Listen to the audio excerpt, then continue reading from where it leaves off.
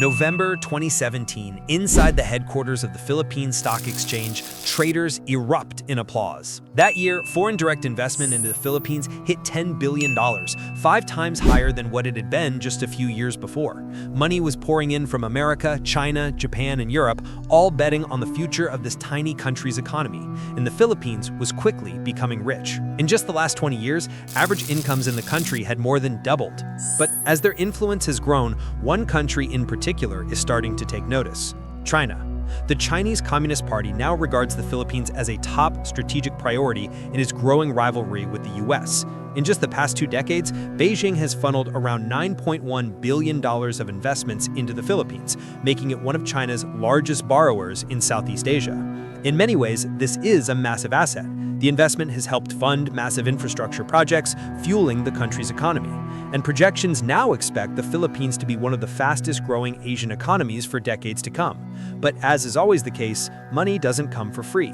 Every dollar received from China risks jeopardizing the country's decades-old alliance with another global superpower, the United States. The truth is that nobody knows who the country may end up siding with. It's a choice that will end up not only shaping the country's future, but tipping the balance in the growing competition for global dominance. This is how a seemingly insignificant country became one of the most important battlegrounds for the future world order. The Philippines isn't like most countries. It's a jigsaw puzzle of over 7,000 islands scattered across the Pacific. Beautiful, yes, but for developing a country, it's an absolute nightmare. That's because, unlike most other countries, the Philippines doesn't have a single connected landmass where you can easily build highways, rail links, or factories. Every major city is cut off by water, meaning that even the simplest supply chains require huge amounts of planning. The World Bank estimates that logistic costs in the Philippines eat up 27% of GDP, nearly double the regional average. And shipping goods from one island to another can sometimes cost more than sending them all the way to China. All of this made factory production basically impossible, which is, of course, how countries normally get their first rung on the development ladder. This meant when its neighbors like South Korea and Taiwan began to rapidly industrialize in the 60s, the Philippines began to slowly fall behind. By the start of the 2000s, a huge economic gap had emerged. The average Filipino worker was making almost 6 times less than their counterparts in South Korea or Taiwan. This dynamic led to the country developing a really strange economic model. Because there were so few job opportunities at home, more and more Filipinos began to leave the country, mostly to their neighbors who were already richer. Today, over 10 million Filipinos now live abroad, which is nearly 1 in 10 people across the entire country, gone, and most likely not to return. But while they might not be living in the country anymore, their families generally still rely on them for financial support. A huge 9.4%, 4% of the Philippines' entire GDP is made up from remittances, aka payments sent back home, one of the highest ratios in the world, more than tripling the global average of 3%. The point is, thanks in no small part to the country's geography, it has become almost entirely dependent on remittances to keep the economy afloat. That's not an ideal position to be in for a country that's trying to develop its industrial base. Instead, to get the country going, the government has had to look in a different direction. And to be fair, its geography does provide at least one major advantage: its strategic position between the US and China.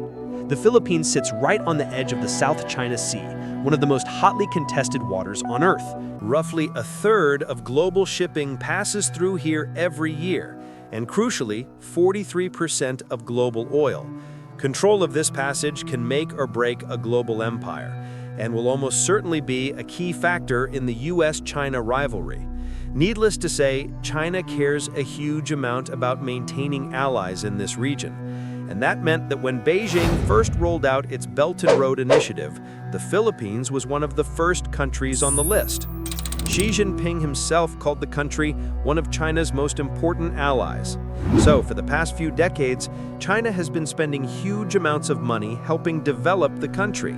Chinese investment now accounts for over 22% of all total FDI. And of that large share, over half is being directly spent on infrastructure projects. Luckily for the Philippines, this is exactly what was needed. After all, the country wanted to compete with its rivals. It would need some of the best infrastructure in the world. But thanks in large part to China, this is what the country now has.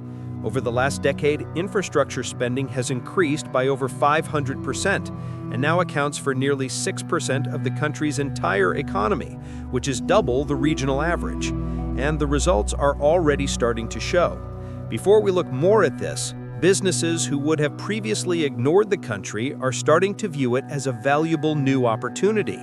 In 2011, the Philippines' FDI inflow was at $2 billion US, but by 2017, that number had increased by 5 times, surpassing $10 billion. All this new investment has helped the country achieve rapid rates of economic growth, and since 2010, the Philippines has averaged annual GDP growth of around 5%, outpacing the likes of Thailand, Malaysia, and nearly all of its other neighbors. In fact, the country has gone from being a huge underachiever to being the second fastest growing economy in the region, right behind Vietnam. But it's not just thanks to the country's newfound infrastructure that it's becoming rich. It's also got a crucial advantage, and one which can make it one of the most important countries in the region in just a couple decades' time: its population. The Philippines has one of the youngest workforces in East Asia, with a median age of just 26, which is almost 2 decades younger than in Europe. For the Philippines, this is a huge asset. At the most basic level, a younger population means more workers entering the economy than leaving it, and that translates into higher productivity, more tax revenue, and a bigger consumer base to drive demand. Economists call this the demographic dividend, and history shows it's often the single biggest factor that drives economic growth. Of course, this is also providing a huge opportunity for China. Its own population is rapidly aging. The median age there is already 39, and that's rising fast. And it means that soon it's going to be suffering the exact opposite of a demographic dividend. But the Philippines offers an opportunity to alleviate some of this burden. The country has millions of young, low-cost, English-speaking workers who can fill factories, staff service industries, and even support China's tech supply chains. In short, the two countries' economies are almost perfectly complementing each other. The Philippines can provide a young workforce in one of the key strategic locations in Asia. All the while, China can provide the country with massive amounts of investment in infrastructure it needs to get the economy off the ground.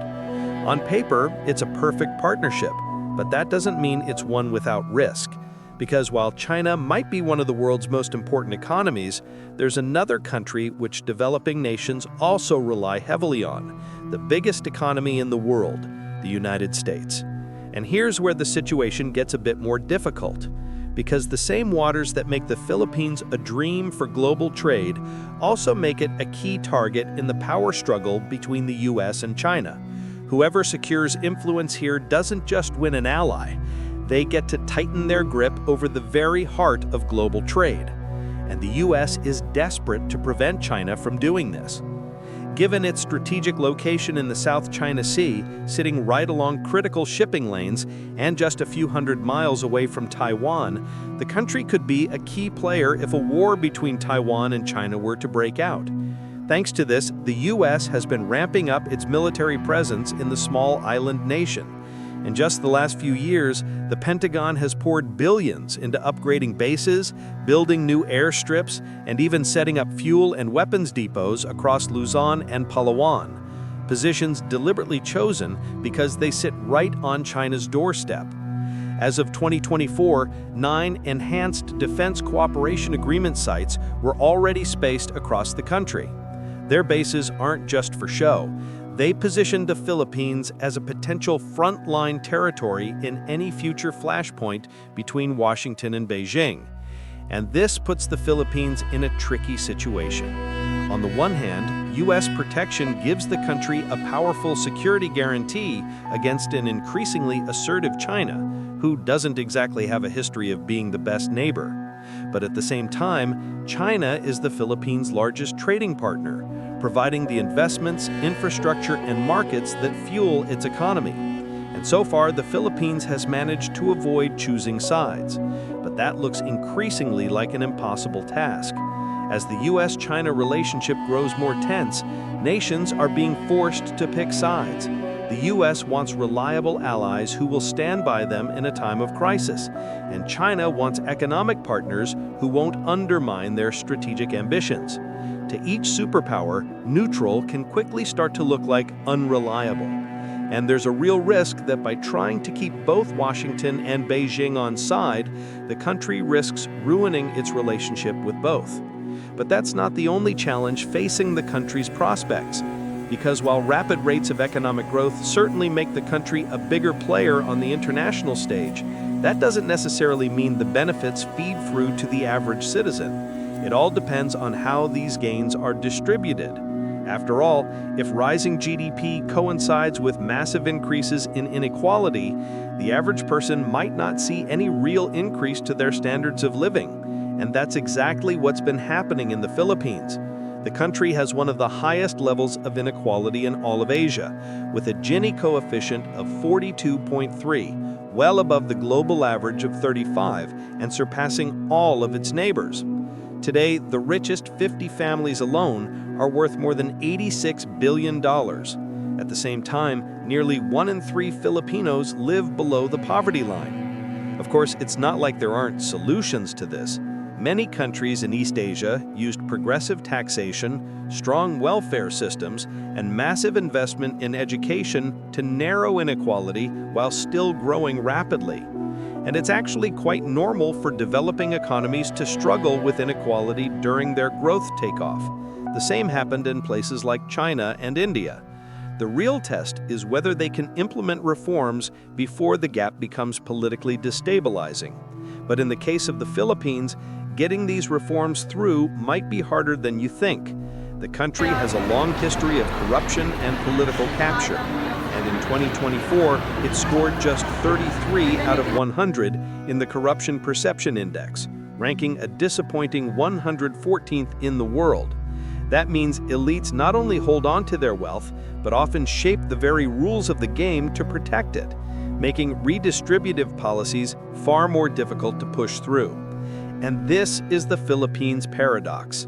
On paper, it has everything it needs to become one of the great economic success stories of the 21st century: a young population, strategic geography, and rapid growth.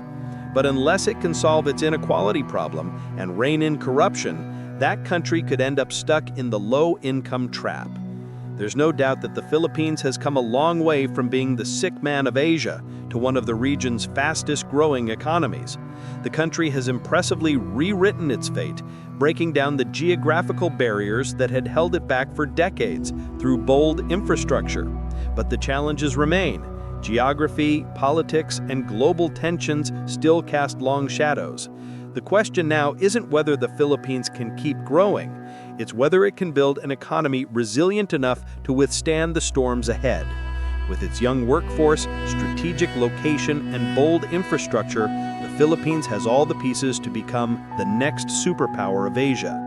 For the Philippines, the future is a vast, uncharted ocean.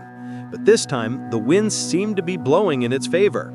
The real question is, will it seize this moment or fail to overcome the challenges?